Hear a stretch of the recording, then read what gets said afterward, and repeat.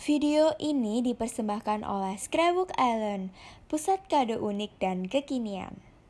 Halo teman-teman, selamat datang kembali di YouTube channel aku. Jadi kali ini kita kembali lagi ke sesi Craftpreneur. Jadi aku bakal sharing 3 tips yang wajib kalian kuasai sebelum kalian memasarkan hasil karya kalian atau hasil craft kalian secara online. Nah, pasti di sini banyak banget kalian yang suka sama crafting kan, terus pingin banget dijual. Nah, tapi kalian pasti masih merasa takut, merasa ragu buat memasarkan hasil karya kalian sendiri. Jadi di sini aku bakal share tips-tips yang bakal membuat kalian gak takut lagi buat mencoba berjualan hasil karya kalian secara online. Ini berdasarkan pengalaman aku pribadi ya.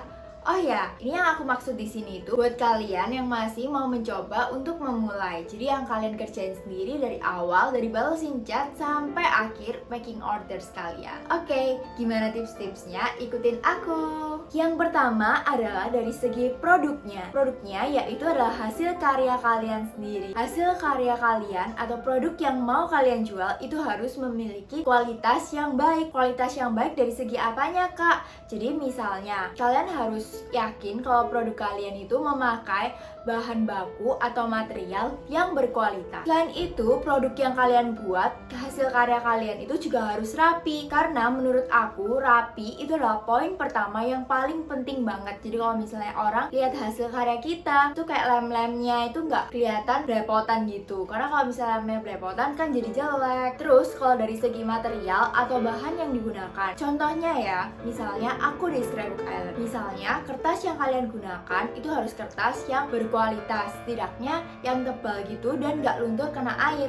Karena kalau misalnya kalian pakai kertasnya itu yang tipis, biasanya kemudian kalian packing dan kemudian dikirim, biasanya pasti akan rusak. Jadi pastikan kertas kalian itu kertas yang berkualitas. Selain itu, misalnya kalau aku jualan scrapbook ya, foto-fotonya itu aku benar-benar cetak di percetakan khusus foto, bukan aku pakai printer rumahan. Jadi kualitas foto yang dihasilkan itu benar-benar bagus dan awet dan nggak rusak sampai ratusan tahun gitu. Karena kalau misalnya ngeprint di rumah kan pasti kualitasnya jelek. Selain itu kalau kena air jadi luntur. Selain itu pasti nggak awet. Tips dari aku untuk supaya kalian tahu produkku ini udah layak dijual belum, yaitu adalah kalian coba pasarkan ke teman-teman di sekitar kalian. Kira-kira misalnya aku jualan ini loh, kalian mau beli nggak? Harganya sekian.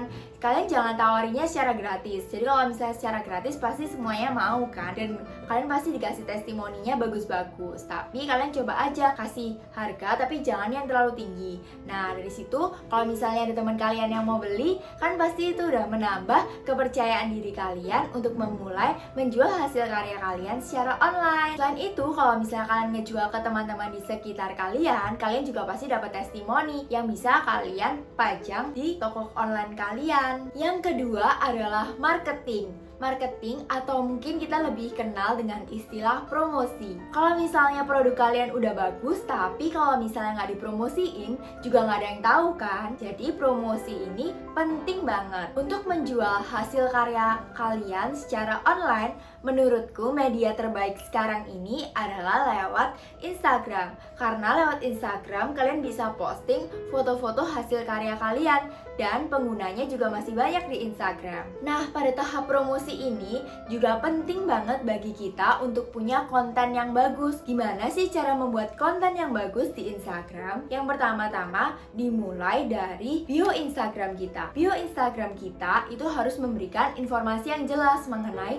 produk apa yang kita jual, terus kemudian gimana cara ordernya, line, WhatsApp kita tulis, atau kalau misalnya kita juga punya Shopee, juga bisa kita tuliskan. Atau misalnya kalian mau tulis mau di pengiriman barangnya pakai apa, pembayarannya pakai apa, itu juga bisa kalian tuliskan di bio Instagram kalian. Kalau misalnya kalian masih bingung gimana cara membuat bio Instagram yang baik, kalian bisa langsung cek Instagramnya Scrapbook Island. Yang kedua adalah Story itu menurutku sekarang penting banget sih buat kita terus mengupdate story kita setiap hari.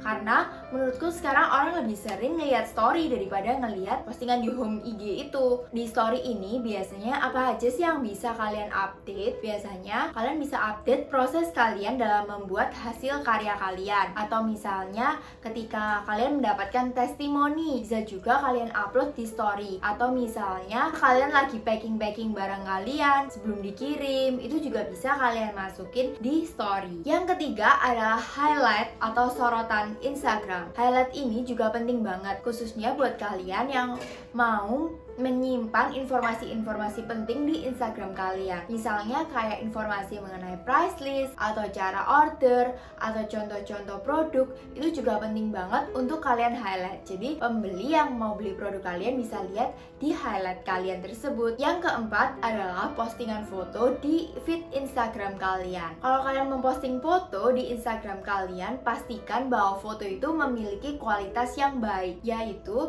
fotonya itu jangan fotonya itu di tempat yang gelap, terus kemudian fotonya itu ngeblur. Pakai kamera HP cukup kok kalau misalnya cuma untuk feed Instagram. Tapi kalian fotonya harus yang terang ya. Caranya kalau misalnya kalian nggak punya ring light gitu, kalian bisa fotonya itu di bawah cahaya matahari. Jadi hasilnya pasti bakal cerah. Selain itu, kalian juga bisa styling fotonya kalian itu pakai aksesoris tambahan, seperti kalian kasih bunga-bunga atau daun-daun untuk mendekorasi foto produk kalian. Jangan kalian foto di atas kasur atau di atas lantai ya, pasti itu kayak kelihatan jelek banget. Yang kelima, yang penting juga adalah caption. Nah, kalian jangan menyepelekan caption ya, karena caption itu juga penting banget loh. Jadi, apa sih yang biasanya bisa kalian tulis di dalam caption foto? Kalian bisa tulis misalnya cerita di balik pembuatan produk yang kalian upload itu, atau misalnya kalian mau tulis apapun di captionnya bisa yang kira-kira menarik orang untuk membaca caption kalian. Untuk menuliskan caption ini juga ada yang namanya teknik copywriting. Teknik copywriting ini biasanya dipakai oleh orang untuk menuliskan caption. Nah, di sini udah banyak banget video YouTube yang membahas mengenai teknik copywriting. Jadi kalian bisa nonton. Jadi aku nggak bakal bahas lebih dalam lagi. Nah, intinya sih kalau menurut aku, kalau di Instagram itu yang penting banget adalah konsisten. Kalian harus konsisten dalam mengupdate story setiap harinya, membuat postingan di feed Instagram kalian. Karena biasanya orang kalau mau beli itu cek kira-kira dia posting terakhirnya kapan ya. Kalau kalian posting terakhirnya 1 bulan yang lalu, udah pasti si calon pembeli ini males buat ngechat kalian lewat WA atau Line, karena Instagram aja nggak diupdate. Oh ya, sekarang itu sudah ada platform baru yaitu TikTok yang bisa dipakai untuk berjualan online juga. Tapi untuk TikTok aku juga masih banyak belajar sih, jadi aku belum bisa share tips-tips ke kalian. Tapi kalian boleh banget kalau mencoba berjualan lewat TikTok. Yang ketiga adalah sales. Sales itu berbeda dengan marketing ya teman-teman. Jadi sales adalah proses ketika pembeli itu udah chat ke kalian bahwa dia tertarik atau berminat terhadap produk kalian. Jadi kalau misalnya udah ada si calon pembeli yang tertarik terhadap produk kamu, sekarang tugas kamu adalah membalas chat tersebut. Pada dasarnya yang sharing tentang cara-cara membalas chat online shop itu di YouTube udah banyak banget. Jadi kalian bisa langsung nonton. Kalau menurut aku, dalam membalas chat itu kita harus fast respon, ramah, sopan, dan juga jujur terhadap calon pembeli kita. Misalnya kalau aku yang berjualan scrapbook ya, artinya aku harus jujur terhadap pembeliku sendiri, terlebih dalam soal deadline. Jadi misalnya si calon pembeli tanya, "Kak, bisa order scrapbook untuk sampai tanggal 20 Medan nggak?" Kalau misalnya aku nggak bisa, ya aku harus jawabnya, "Nggak bisa, maaf, tanggal 20 kita sudah penuh Kak. Ini kalau mau baru bisa dikirim tanggal 23 dari Surabaya. Bagaimana Kak?" Jadi bukan karena aku kepingin uangnya, terus kemudian aku, "Iya Kak, siap, tapi ternyata tanggal 20 aku nggak kirim." Nah, itu pasti jadi mengecewakan pembeli aku, dan aku nggak mau seperti itu, karena nantinya akan berdampak buruk pada toko online aku untuk kedepannya. Terakhir, aku juga punya bonus skill yang wajib banget kalian punya ketika kalian mau berjualan crafting cara online, yaitu adalah kreativitas. Nah, kreatif ini nggak cuma dari produknya ya teman-teman, tapi dari segala sisi kita harus tetap kreatif. Cara untuk mengukur kreativitas ini adalah kita bisa bertanya kepada diri kita sendiri, yaitu apa sih yang membedakan antara bisnis kita dengan bisnis toko sebelah? Kira-kira kenapa sih orang itu mau beli di kita? Nah, kalau misalnya jawabannya adalah masih karena kita menjual barang kita dengan harga yang lebih murah, itu tandanya kamu belum kreatif. Di sini aku punya ide-ide kreatif yang bisa kalian lakukan. Apa aja? Yang pertama, misalnya kalian berjualan jasa karikatur. Jasa karikatur, kalau misalnya kalian gambar, kemudian kalian figura, itu udah biasa banget. Coba deh hal-hal lain seperti kalian cetak hasil karya karikatur kalian, tumbler, tote bag, mousepad, atau misalnya kaos. Contoh lainnya, misalnya scrapbook. Nah, kalian lihat di toko-toko lain udah banyak banget yang jualan scrapbook model kotak. Kalian bisa coba model-model lainnya seperti model tabung atau model hati, gitu kan bisa. Contoh lainnya, misalnya kalian jualan bunga nih. Nah, kan udah banyak banget yang jualan bunga pakai bunga asli atau pakai bunga dari kain.